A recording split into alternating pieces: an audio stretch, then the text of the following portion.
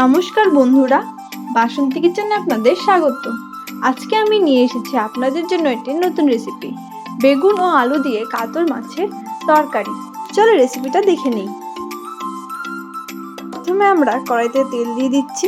তেলটা গরম হতে হতে ভালো করে ধুয়ে রাখা কাতল মাছে নুন, হলুদ ও লঙ্কার গুঁড়ো দিয়ে এটাকে আমরা ভালো করে মেখে নেব। মাছটা ভালো করে মাখা হয়ে গেছে, ওইদিকে তেলটা গরম হয়ে গেছে। একে একে মাছগুলো দিয়ে দিচ্ছি। মাছগুলোকে আমরা হালকা হাতে উল্টে পাল্টে নেব। মাছগুলোকে আমরা ভালো করে লাল লাল করে ভেজে নেব। মাছগুলো লাল লাল করে ভাজা হয়ে গেছে, এখন নামিয়ে নিচ্ছি। একই রকমভাবে আমরা সবগুলো মাছ ভেজে নিয়েছি। ওই তেলে আমরা নুন হলুদ দিয়ে মাখা আলুগুলো দিয়ে দিচ্ছি। আলুগুলোকে আমরা ভালো করে লাল লাল করে ভেজে নেব। আলুগুলো লাল লাল করে ভাজা হয়ে গেছে, এখন নামিয়ে নিচ্ছি। ওই কড়াইতে আমরা বেগুনগুলো দিয়ে দিচ্ছি। এর মধ্যে সামান্য নুন ও সামান্য হলুদ দিয়ে নেড়েচেড়ে নিচ্ছি। বেগুনগুলোকেও আমরা লাল লাল করে ভেজে নেব। বেগুনগুলো ভালো করে লাল লাল করে ভাজা হয়ে গেছে, এখন এগুলোকে নামিয়ে নিচ্ছি। ওই কড়াইতে সামান্য তেল দিয়ে ফোড়নে জিরে ও শুকনো লঙ্কা দিয়ে নেড়েচেড়ে নিচ্ছি।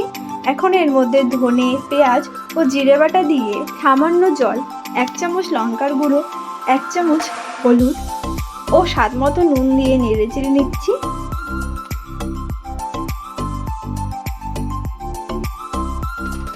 এখন এটাকে আমরা 10 থেকে 15 মিনিটের জন্য ঢেকে দেব।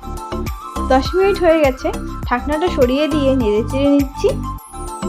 ভালো করে নাড়াচাড়া করা হয়ে গেলে এখন এর মধ্যে ভেজে রাখা আলুগুলো দিয়ে দিচ্ছি। আবার এটাকে আমরা ভালো করে নেড়েচেড়ে নেব। এটাকে আমরা একসাথে ভালো করে কষিয়ে নেব। আলু ও মশলাটা একসাথে ভালো করে কষানো হয়ে গেছে, এখন এর মধ্যে জল দিয়ে দিচ্ছি। আবার এটাকে আমরা ভালো করে নেড়েচেড়ে নেব। উতরণে এসে গেছে, এখন এর মধ্যে ভেজে রাখা মাছগুলো দিয়ে দিচ্ছি। ভেজে রাখা বেগুনগুলো দিয়ে নেড়েচেড়ে নিচ্ছি। আবার এটাকে আমরা 10 থেকে 15 মিনিটের জন্য ঢেকে দেব। ঢাকনাটা সরিয়ে দিয়ে নেড়েচেড়ে নিচ্ছি। তরকারিটা হয়ে এসেছে, এখন এটাকে আমরা নামিয়ে নেব। বেগুন ও আলু দিয়ে কাতল মাছের তরকারি তৈরি। আপনারাও বানিয়ে দেখবেন, খুবই ভালো লাগবে খেতে। রেসিপিটা ভালো লাগলে লাইক, শেয়ার ও কমেন্ট অবশ্যই করে দেবেন।